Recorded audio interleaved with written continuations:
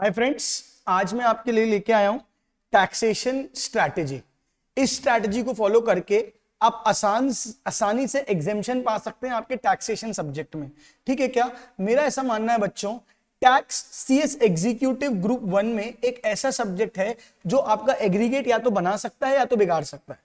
यही वो सब्जेक्ट है जो आपको एग्रीगेट तक पहुंचाएगा, यानी कि अब बाकी सब में 40-45 मार्क्स ले आए, ये सब्जेक्ट में आप आराम से 55-60 प्लस स्कोर करके अपने एग्रीगेट को बना सकते हैं। तो टैक्सेशन एक ऐसा सब्जेक्ट है जिसमें एग्जेम्पशन लाई जा सकती है और आप इसमें आराम से अपने बाकी सब्जेक्ट्स को कॉम्प्लीमेंट कर सकते हैं एग्जेम्पशन लाने के लिए या एग्रीगेट बनाने के लिए। ठीक है क्या? लेकिन टैक्स एक ऐसा सब्जेक्ट है जो आपको डुबा भी सकता है, तो इसके लिए प्लानिंग बहुत ज्यादा जरूरी है, क्योंकि एक्चुअली में ग्रुप 1 में जो आपका टैक्स है वो बहुत ज्यादा वास्ट है।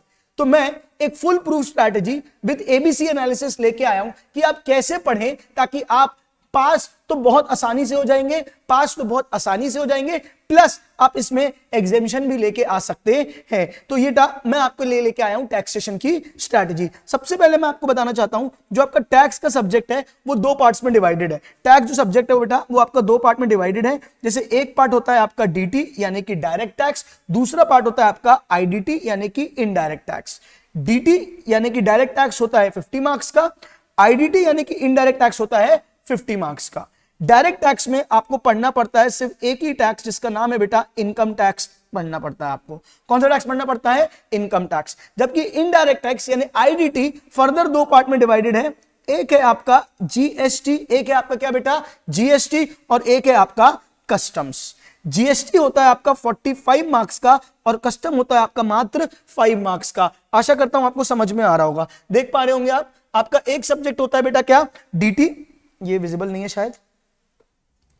डीटी जो होता है वो होता है आपका 50 मार्क्स का, आईडीटी जो होता है वो आता है आपका 50 मार्क्स का। आईडीटी फर्दर दो पार्ट्स में डिवाइडेड है।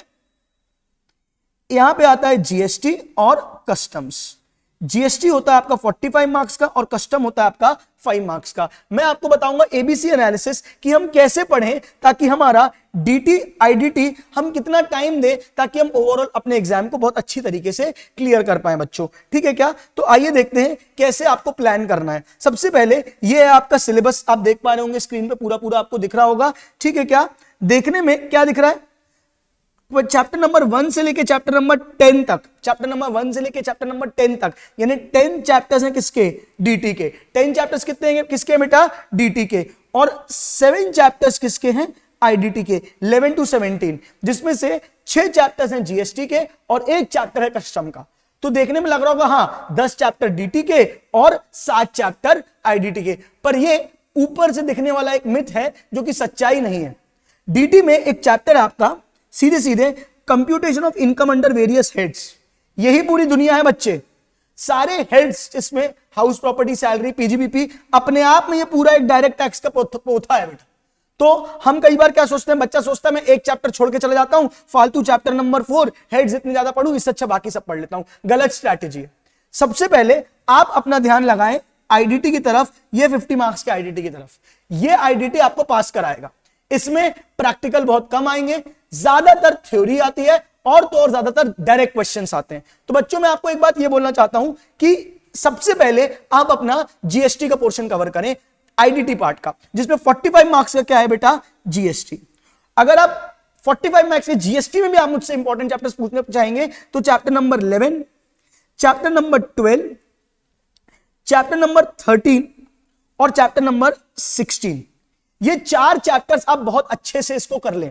ये आपकी मेन प्रायोरिटी है जो आपको ज्यादातर नंबर दिलाएंगे। फिर से बताता हूं, चैप्टर नंबर 11, 12, 13, 16, स्क्रीनशॉट ले लें इसका। क्या बात समझ में आ रही है? ये वो चैप्टर्स है, मैं आपको जीएसटी में एक कैटेगरी में डाल के दूंगा, ये आपको करने हैं सबसे पहले।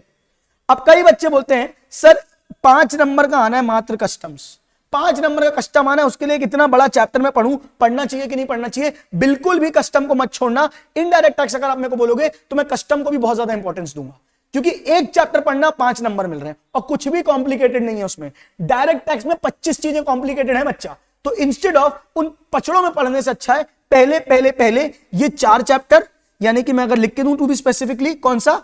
As per this sheet 11, 12, 13, 16 and 17, ये वो चैप्टर्स हैं जो आपको करने ही करने हैं, ये वो चैप्टर्स हैं जो आपको करने ही करने हैं बच्चे, अच्छे से ध्यान से करने हैं, इसमें आप बिल्कुल भी लापरवाही नहीं कर सकते हैं। क्लियर है क्या? आप इतना कर लें, फिर उसके बाद बाकी। पहली मेरी तो ये एडवाइस रहेगी कि जीएसटी में बिल्कुल भी सिलेक्टिव स्टडी ना करें, पूरा पूरा पूरा पढ़ें।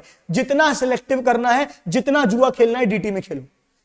आईडीटी तुमको पास कराएगा, जीएसटी तुम्हारे नंबर, डीटी तुम्हारा नंबर बढ़वाएगा। पहली चीज ये, आपको कोशिश करनी है 50 में से 40-45 आउट ऑफ 50 45 आपको स्कोर करने ही करने, ठीक है क्या? ताकि पास तो आपको कौन करा दे, 50 में से 40-45 तो आपको ले आए, पास तो आप आईडीटी से ही हो जाओ। अब यहां पे हेड्स पढ़ लें, ये अपने आप में 15 नंबर देगा, मिनिमम 15 से 25 नंबर का आपका क्या आएगा बेटा, हेड्स होगा। तो मैं अगर आपको लिख के बताऊं तो आप जीएसटी करें 50 मार्क्स का, जीएसटी करें 50 मार्क्स का, डीटी में आप हेड्स करें, डीटी में आप क्या करें, हेड्स करें, जो 15 से 25 नंबर के बीच में आएंगे। तो अगर आप ध्यान से देखेंगे, मैं 50 इसमें पकड़ूं और 15 इसमें पकड़ूं तो 65 तो आपके यही हो जाते हैं बच्चे।